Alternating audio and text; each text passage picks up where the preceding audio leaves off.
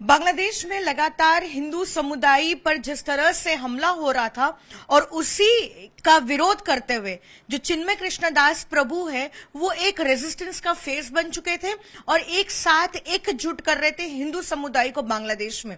कल ही हमने देखा किस तरह से उन्हें ढाका एयरपोर्ट से गिरफ्तार कर लिया गया और उन्हें आज चट्टग्राम कोर्ट में पेश किया गया और उनकी बेल को रिजेक्ट कर दिया गया। हमारे साथ कोलकाता इस्कॉन से राधारमन दास जुड़ रहे हैं। सर, सबसे पहले तो जो तस्वीरें आज आपने देखी, कोर्ट में इतनी कड़ी सुरक्षा के बीच उनमें उनको लाया गया, इतने लॉयर्स थे और एक साथ एकजुट जो है लोग वहां पर उनको घेर के खड़े हुए थे। ये बेहद हैरान और परेशान करने वाली तस्वीरें थी। कैसे आपको मतलब वो प्रोसेस कर पाए उन चीजों को?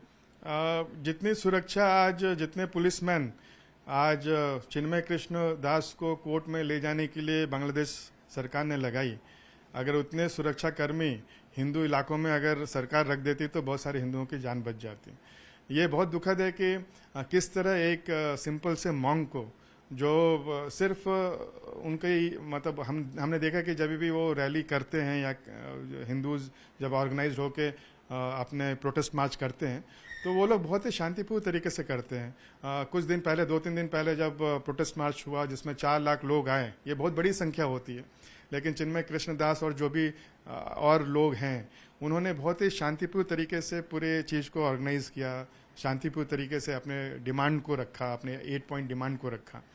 लेकिन उनको एक टेररिस्ट की तरह ट्रीट करना ये बहुत ही दुखद है।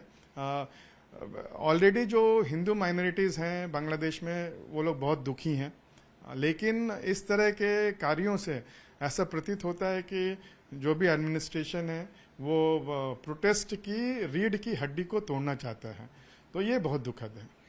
सर, जैसा कि हमने देखा है कि उनकी गिरफ्तारी के पीछे क्या ये कारण है क्योंकि पिछले कुछ प्रोटेस्ट में हमने देखा कि वो सक्षम हो रहे थे, एक साथ एकजुट कर रहे थे हिंदू समुदाय को और पूरे समुदाय का नेतृत्व दे रहे थे।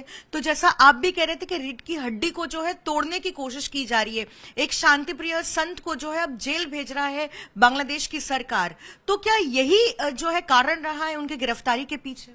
बिल्कुल यही कारण है, क्योंकि हमने देखा कि जिस तरह हिंदुओं की पॉपुलेशन 30% से आज 7% हो गई है और हम देख रहे हैं कि ये लास्ट 100 दिन में जो भी चीज़ हो रहा है वो उसी तरफ से इंगित कर रहा है कि कुछ लोग चाहते हैं कि जो 7% जो माइनॉरिटीज़ बचा है वो जल्दी शून्य हो जाए, 0 हो जाए।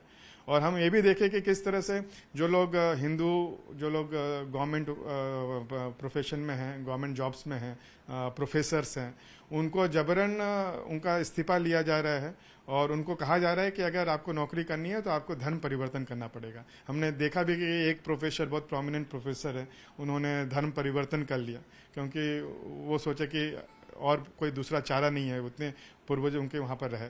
ऐसे हमें ये भी खबर आ रही कि बहुत सारे विलेजेस में, बहुत सारे स्कूलों में हिंदुओं का धर्म परिवर्तन कराया जा रहा है। लेकिन चिन्मय कृष्ण दास और कुछ हिंदुओं ने सोचा कि इस तरह एक एक कट के मरने से अच्छा है रास्ते में निकलना चाहिए, और वो लोग संगठित होकर जब रास्ते में निकले तो देखे कि हमने देखा कि किस तरह 4-5 लाख लोग एक साथ में हरे कृष्णा मंत्र का जप करते हुए प्रोटेस्ट कर रहे हैं। तो बहुत ही शांतिपूर्ण तरीके से सब उनको ये आशा थी कि जब सरकार देखेगी कि कितना बड़ा सोसाइटी है तो सरकार उनकी बात को सुनेगी, लेकिन सुनने की बजाय उनके 8 पॉइंट से उसके ऊपर में विचार करने की बजाय, उनके साथ बैठने के बजाय जो शीर्ष नेतृत्व दे रहा है इस मूवमेंट को, उसको झूठे झूठे केसों में फंसाना, जैसे देशद्रोह जैसे संगीन मामले वो उनके ऊपर में लागू कर दिए गए हैं। और मैंने सुना कि और भी 18 जन हैं उनके ऊपर में देशद्रोह का मामला लगाया गया है। और आज कल देखा कि किस तरह उनको जब वो एयरपोर्ट में जा रहे थे तो उनको प्लेन क्लोथ के पुलिस उनको गिरफ्तार कर ली, एयरपोर्ट से उठा के लेके गई। तो इस तरह के जो पुलिस कर रही है बहुत ही दुखनीय है।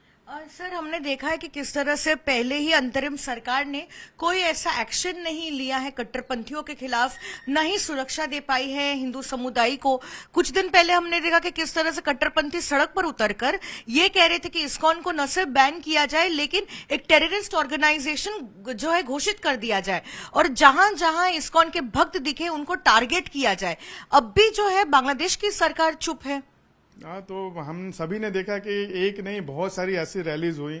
इवन ढाका यूनिवर्सिटी में जो छात्र परिषद है इस्लामिक, उन्होंने डिमांड किया कि इस्कॉन को टेररिस्ट ऑर्गेनाइजेशन घोषित करके बैन कर दिया जाए। और कुछ लोग तो ये बोलने लगे कि इस्कॉन के भक्तों को हम लोग किडनैप करेंगे, फिर उनको रख के टॉर्चर करेंगे, उनका उंगली काटेंगे, ये काटेंगे, टॉर्चर करेंगे और फिर उनकी हत्या कर देंगे। बताइए, इस तरह के खुले थ्रेट्स ऑन कैमरा ये लोग दे रहे हैं। और दुख की बात है कि वहां की पुलिस ने एक भी ऐसे इस तरह के जो बयान जो लोग दे रहे थे उनके खिलाफ में एक्शन लेना तो दूर की बात, एक एफआईआर भी उनके खिलाफ नहीं फाइल हुआ। तो इससे स्पष्ट होता है कि सरकार का बहुत विचार नहीं है हिंदुओं को बचाना। तो ये सब सोच के बहुत ही निराशा होती है। इस परिस्थिति में भारत की सरकार से कोई गुहार करेंगे कि वहां की समुदाय को लेकर कुछ किया जाए, कोई ऐसा डायलॉग ओपन किया जाए, कुछ बातचीत जो है शुरू की जाए? भारतीय सरकार ऑफ कोर्स पूरे संज्ञान में है इस मामले के। हमारा इस्कॉन कम्युनिकेशन डिपार्टमेंट है दिल्ली में, तो वो गवर्नमेंट के साथ में वो लोग टच में हैं। और हमने देखा कि जब इस्कॉन के ऊपर में इस्कॉन को टेररिस्ट ऑर्गेनाइजेशन बोला जा रहा था, तो किस तरह जब नरेंद्र मोदी जी महाराष्ट्र में थे तो वो एक इस्कॉन मंदिर में वो खुद आए और वहाँ पर हमारे भक्तों के साथ में उन्होंने कीर्तन किया और हरे कृष्णा कीर्तन किया। उसी दिन डोनाल्ड ट्रंप ने तुलसी गबार्ड जो जिनका कनेक्शन इस्कॉन के साथ में है, वो शिला प्रभुपाद इस्कॉन के जो फाउंडर हैं, उनकी वो ग्रैंड डिसाइपल हैं।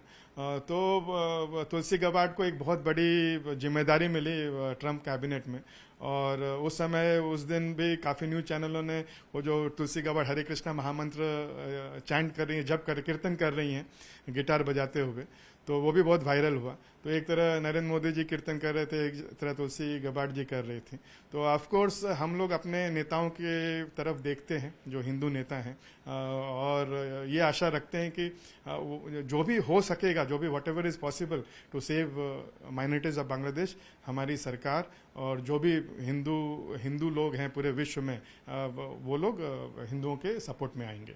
धन्यवाद हमसे बातचीत करने के लिए। कोलकाता से वीडियो जर्नलिस्ट कौशिक दे के साथ पूजा मेहता, टाइम्स नाउ।